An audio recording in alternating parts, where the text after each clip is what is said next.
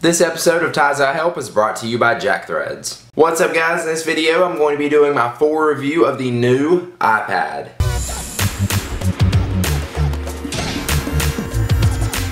So let's jump right into it. First thing we're going to talk about is the design. The new iPad is of course a little bit thicker and heavier than the iPad 2, coming in at 9.4 millimeters compared to 8.8 millimeters and 1.44 pounds compared to 1.33 pounds on the iPad 2. The difference in size is not really a big deal. You can only tell if you put them up like right beside each other as far as the thickness, and then the way if you hold one then you hold the other, you can tell a bit of a difference. Not a big deal though. Of course, with the new iPad being just a little bit thicker, some cases won't work with the new iPad that do work with the iPad 2. Apple says you're going to get 10 hours of battery life using Wi-Fi on the new iPad, which is the same as the iPad 2, and if you're using 4G LTE, you're going to get 9 hours, so only an hour difference there. From what I can tell, this seems to be just about right. Now, I haven't done super intense tests on the battery, but I can tell you from everyday use, actually using it a little bit more than I normally would, because I've been doing all these videos and stuff on it. The battery has held up really well, and it seems to be just as good as the iPad 2. Now for the 4G LTE model, because I just picked it up, it did seem like the battery died a lot quicker. I would say maybe around 8 hours, but it's still, it's right around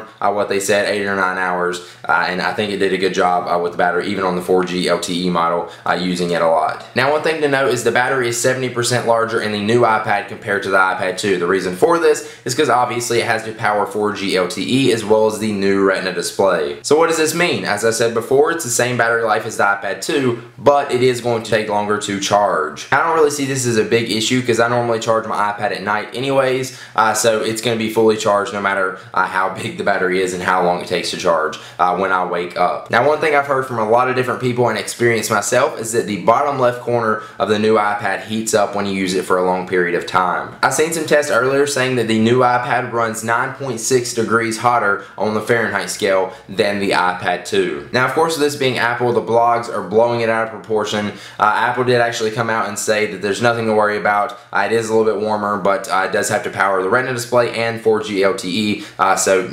something you're going to have to deal with. Plus it does have that 70% larger battery, which I'm thinking is what is making the iPad heat up a little bit more. Personally, I don't think it's a big deal or it's going to mess up your iPad. It is kind of annoying sometimes when you're using it and you feel it getting warm, because that's obviously not good on any computer or laptop or tablet or whatever you're using, but it's not a big deal and it doesn't get that hot, it just gets a little bit warm. And now let's talk about the processor. Of course, the new iPad has the A5X processor with quad-core graphics compared to the iPad 2, which has the A5 processor. Does the new processor make a difference? No, not really. I'm guessing the reason for that is because it does have to power the Retina display now, which is using up most of the processing in the new chip. So that doesn't mean it's slower or equal to the iPad 2's processor, it just means that it's doing a lot more. You're not really getting any faster speeds, but it does look better. So yeah, other than making it look better, there's not much of a difference. Now while we're talking about looks, let's talk about the new Retina display. Of course, the Retina display is 2048 by 1536 with 264 pixels per inch. The iPad 2 having a resolution of 1028 by 768 with 132 pixels per inch. So that means the new iPad has double the pixels of the iPad 2. And not to mention that, but it also has 44% better color saturation. Now one thing that does look way better on the new Retina display is pictures. With the 44% better color saturation, it makes the pictures look so much better. They're more colorful, vibrant, and it just looks overall more clear because it is on the new Retina display. So it's sort of like you get to see the picture in its full quality. And if you look at the pictures compared to the iPad 2, you can 100% notice the difference. I don't know how well it translates on video, but looking at it in person, it's kind of amazing how much better it looks. Now video playback on the new iPad, as far as watching YouTube or Netflix or downloading 1080p content from iTunes,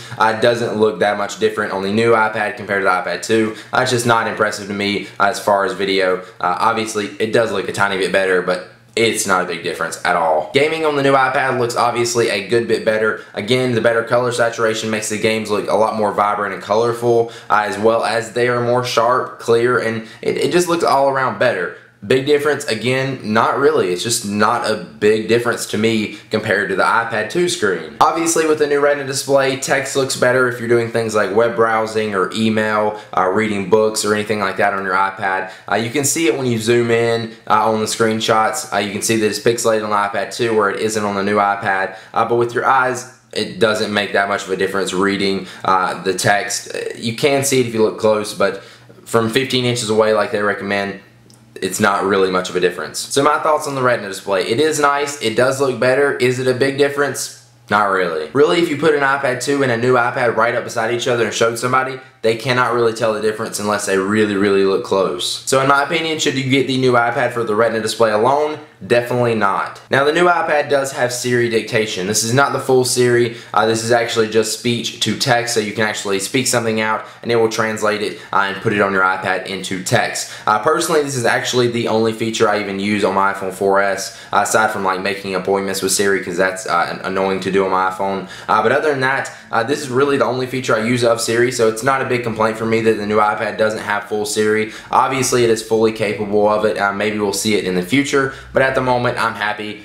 with the Siri dictation on the new iPad. And I think it actually works a little bit better than what is on the iPhone 4. It just seems to be a little bit snappier, a little bit better. Maybe that's because they put a better microphone on the new iPad, or maybe it's just because it's got the little bit of a better processor. I don't know. It just seems to me to work a little bit better. And now let's talk about the camera on the new iPad. Of course, now it has 5 megapixels and does 1080p HD video at 30 frames per second. And of course, they say this is up on par with the iPhone 4S, so supposedly this is going to take nice pictures. To give you an idea of what the 1080p HD video looks like on the iPad, here is a quick little clip that I recorded from the new iPad's camera.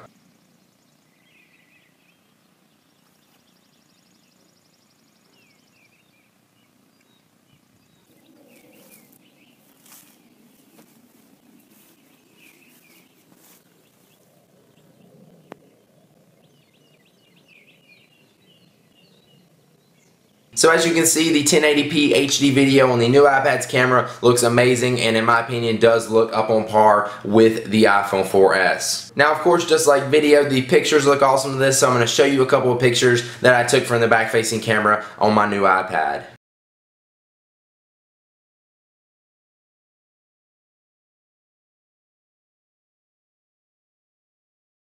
Pictures look good, right? Now I will say it is a little bit awkward to take pictures or video with the new iPad, but I will say with the iOS 5.1 software update, it does make it a little bit better to press the camera button because it's actually where your thumb is. But what makes it appealing for me on the new iPad to take pictures and video with it is that you're actually seeing the picture and video in real time in full quality, like it should be seen on the screen. So it's kind of amazing to see the same picture you just took right in front of your eyes on your iPad. I'm not saying I'm going to go around taking pictures and stuff with it, but it does want to make me do it more. Now let's talk about the 4G LTE speeds on the new iPad. You guys know I picked up the 16 gigabyte Wi-Fi model, then I've seen so many people talking about how fast their LTE connection is on their new iPad, and I had to go pick up my own LTE model. So what do I think about LTE on the new iPad? Or at least from what I've experienced, it is awesome. While I was driving down the highway, I had my girlfriend do some speed tests on the new iPad, and we got up to 29 down and 16 up, which is ridiculous. That is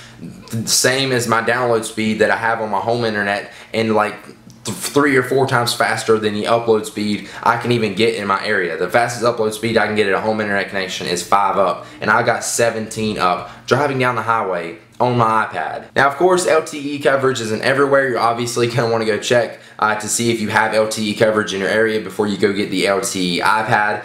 Personally, I think it's done really well when I was out and about. At home, I don't get the best signal, but it's super fast. Like I get just as fast on upload speed as I do at home, and then about half of what I do as far as the download speed on my home connection. But that's in my house. I did get about the same out in front of my house, but it's super fast considering it's on my iPad. Now if you're trying to decide with whether you should go with AT&T or Verizon for the 4G LTE on your iPad, I definitely say go with Verizon. I haven't really had experience with AT&T's 4G LTE network, but I can tell you something about Verizon. With Verizon's 4G LTE plan on the new iPad, you can use it as a mobile hotspot. What does this mean? It's basically like a wireless router that you're carrying around with you. So you can actually make this a Wi-Fi access point just like you would do at home with your home internet connection, and you can connect your laptop to your iPad and get the amazing speeds that's on the iPad. Personally, that's what I wanted the 4G speeds for. I don't care about having 30 down on my iPad. All I'm going to be basically doing is web browsing or watching videos, and 3G does that just fine for me. And with Verizon,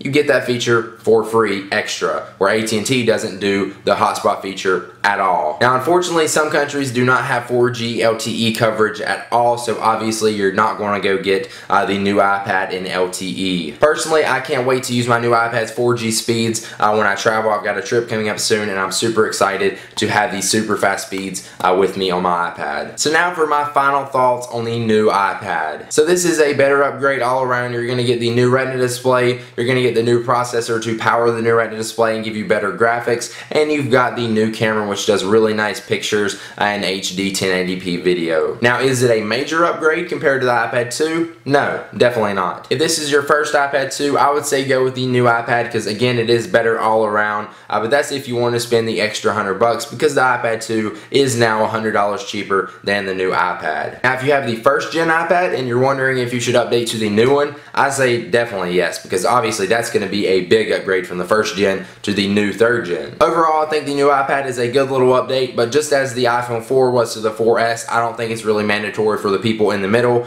just really for the people that's just starting out, or people that are on the older model. So there you go, there's my review of the new iPad. Now before we head out here, let's take one last look at our sponsor for this video, Jackthreads. Only suckers pay full price. If you love alternative apparel brands like Kid Robot, Hurley, and Stussy, but hate wasting all your cash on them, listen up. You can score these premium brands at up to 80% off every day. There's an invite-only shopping club just for guys called Jackthreads, serving up street, skate, and surfwear at prices that will melt your brain. And did I mention, it's free to join. If you want to sign up, go to jackthreads.com/Ty, and you'll get instant access so you can start saving money without having to leave your house. So now that you've heard my thoughts on the new iPad, let me know what you guys think about it in the comments down below. I'm interested to hear what you guys have to say, and you can also help each other out giving you guys feedback if you have the new iPad, or if you don't, just give your opinions on it. If you enjoyed this video, please give the like button a click down below. I really appreciate it and it helps me out a lot. And also make sure you subscribe to my YouTube channel. I've got more tech videos just like this for your viewing pleasure. And if you want to see any more videos I did on the new iPad in depth on all these features, I'll give you a link to a playlist below with all the videos that I posted on the new iPad. Alright, that's it. Thank you guys so much for watching. I will see you guys in the next one. Peace.